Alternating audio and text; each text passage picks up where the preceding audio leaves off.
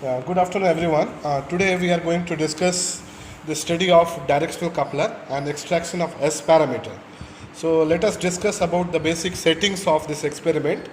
The very first thing is we have to see that what are the building blocks of this particular experiment. So first starts with the klystron power supply. As already you are aware of this, you can see this the block diagram. This is already provided with your manual. We have the klystron power supply connected to the klystron reflex klystron oscillator. So you can see the oscillator. I'll show you. Later it is isolator. Later it is variable attenuator, frequency meter. Later we can connect directional coupler, which is connected to the matched load, and later tunable detector. So this is the building block. Now live we will going to show you all the equipment one by one. So let us see. The very first one is nothing but this. What you are seeing right now is the klystron power supply, which you know the initial settings. We are going to keep the beam voltage to be minimum and repeller voltage to be the maximum. You can see the knob, beam voltage knob, and this repeller voltage knob. So you see that the repeller voltage is maximum and the beam voltage is minimum. So this is all the initial setting we have to understand, and make sure the modulation part knob should be then AM, that is amplitude modulation part. And we can see this is a meter selector. We can see that V stands for voltage, C for current, and R for RDP for repeller voltage. Now you can see that I am putting the right now the knob in C. You can put in V also and check. Now this is for voltage. Now this is for current. So you have to look for the current, that is 0.015, that is 15 milliamps. So this is the power supply which is strictly there for the very important element equipment, that is what reflex klystron oscillator. You can see that this is what your reflex klystron oscillator, which is nothing but connected to the fan, because the fan is needed for cooling this. This already you are aware of this.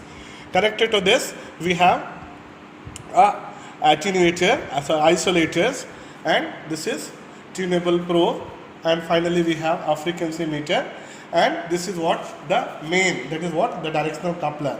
See now the directional coupler, before connecting this directional coupler, we have to directly connect the detector to this particular end, so that we can find the initial setting and we can come to know what is the input voltage. So this initial setting is to get this waveform over here. This waveform you have to look into and note down what is the input voltage, what is being given while we are allowing the signal to pass through the directional coupler. So now the initial experiment setup will be like this.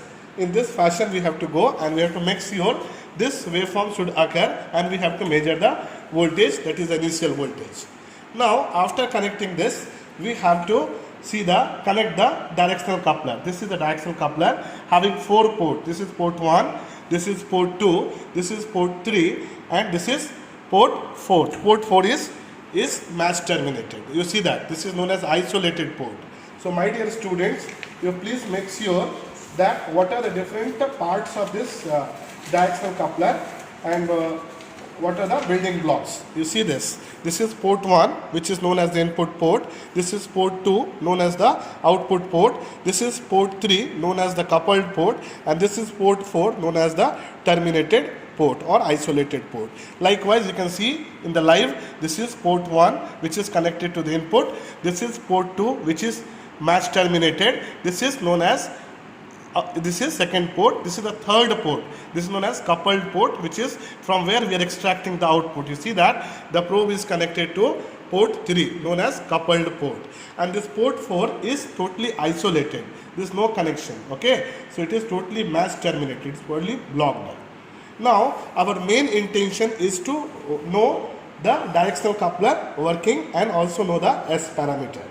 So now what is directional coupler? You can see that the directional coupler is a 4-port device. You can see that it is a 4-port device.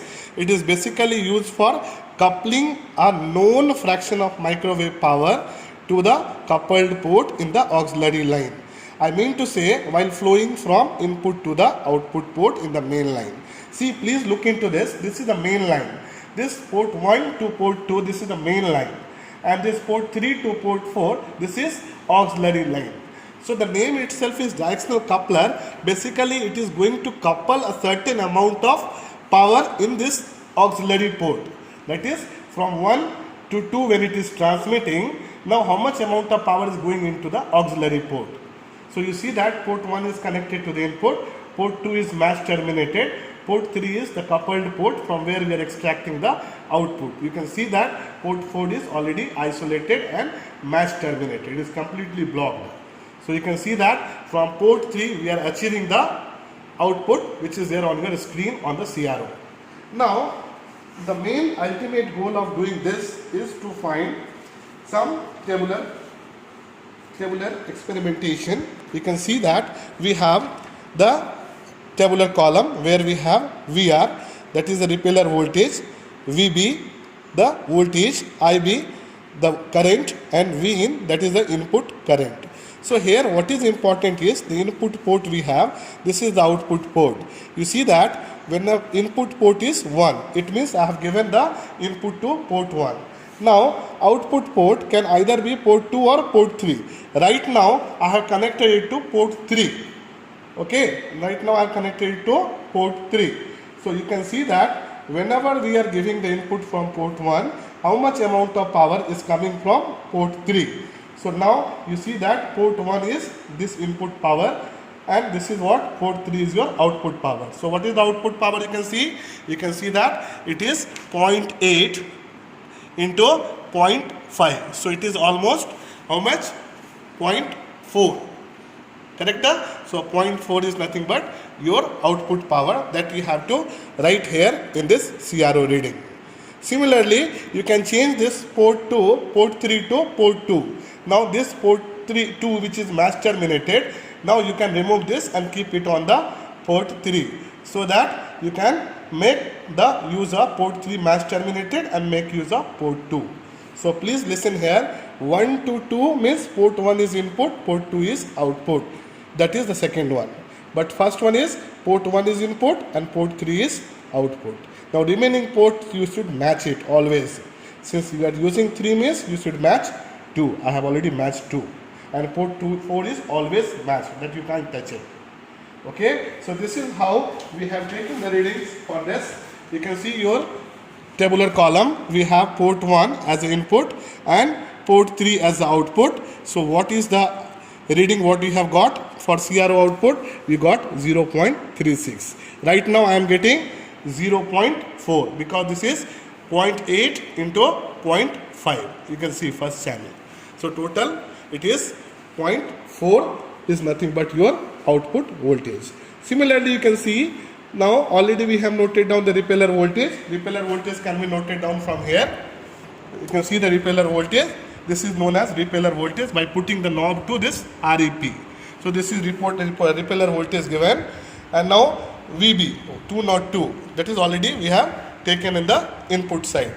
You want to see this is around, what is that? VB. VB is what? Beam voltage, that is 202 or 203.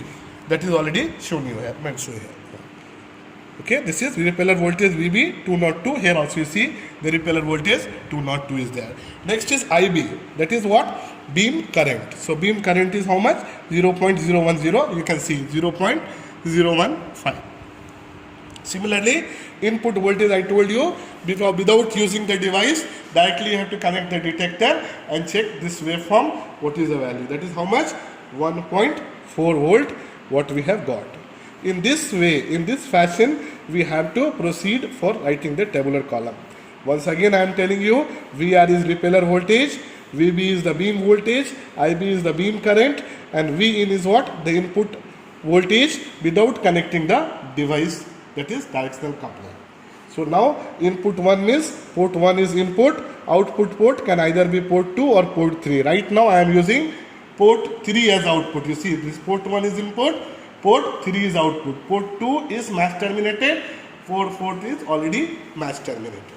So in this way I have taken the reading from port 1 to port 3. What is the reading? 0.36. If you want to go for 1 to 2, you can make port 2 as, connect the detector to port 2 and keep the port 3 match terminated. You can interchange this.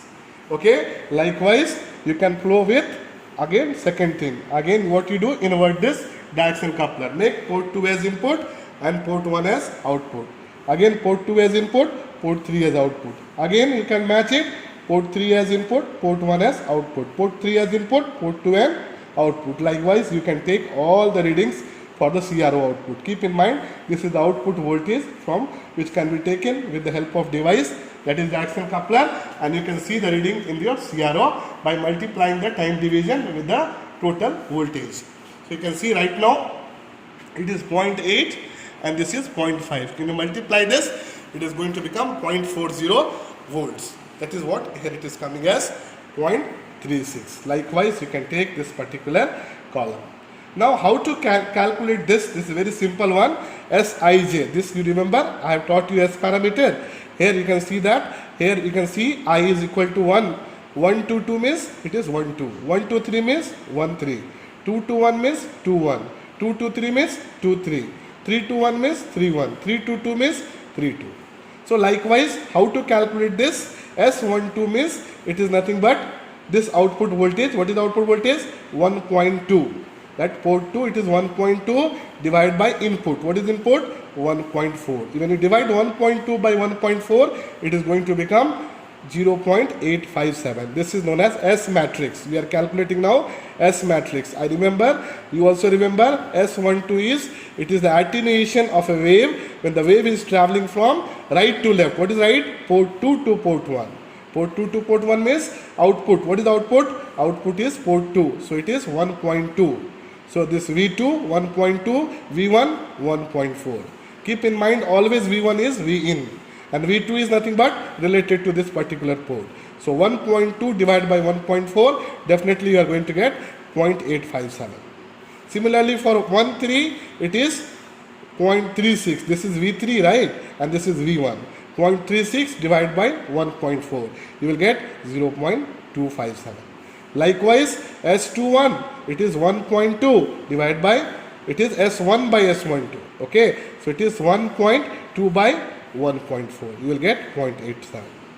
Like that, you can do for all this particular column, you can make it. So this tabular column is going to get complete with the help of this explanation. Okay, so make use of this tabular column to note down the output voltage with respect to particular output port, and also to calculate S12, 1 2 S12, 1 3 S13, 2 1 S21, 2 3 S23, 3 1 S31, S32 S32.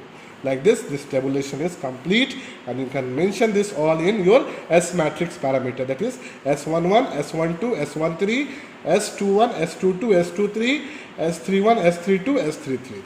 And that's all. It is 3 into 3 matrix. That is already aware. You can draw this and you can substitute all these values what you have achieved. With this, I am going to conclude this with the application of this. We have to find out how to go out with the coupling loss, how to go with the insertion loss, and how to find the directivity. These are the 3 important things. Coupling loss you have to find the insertion loss, you have to find the directivity. All 3 I am going to tell you shortly. Okay, so how to find this 3? Coupling factor, how to find? Coupling factor is the ratio of 20 log of V1 by V3. What is V1? You see, what is V1? 1.4. What is V3? V3, what is V3 here? It is, you see here, V3 is how much? This is V3, 0.36. Instead of 3, in front of 3, what is that? This is V3, 0.36. So now, if you take the ratio of V1 by V3, V1 is 1.4 and V3 is 0.36. If you divide this and calculate, you will get the coupling factor as 11.79 dB. Similarly, for finding the directivity, it is 20 log of V2 by V3. What is V2? You see that V2 is how much? You see that V2 is 1.2 by 0.36. It is 1.2 is V2 and 0.36 is V3. So in front of the port, this one means, this port 2 means, this is, you see 1.2. 1.2 is V2. So this is V2. This is V3. Okay. So 1.2 by 0.36, we are going to find the directivity with the help of 20 log of this ratio. Is 10.46. Last but one, insertion loss. I is equal to 20 log of V1 by V2. V1 is how much? 1.4. And what is V2? It is 1.2. So 1.4 by 1.2. This is V1 by V2. That is equal to 20 log of this ratio 1.34.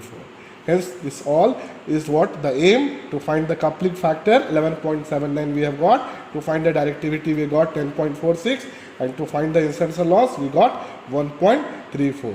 So last I want to share with you the application of directional coupler. So right now I will tell you what are the different applications of directional coupler.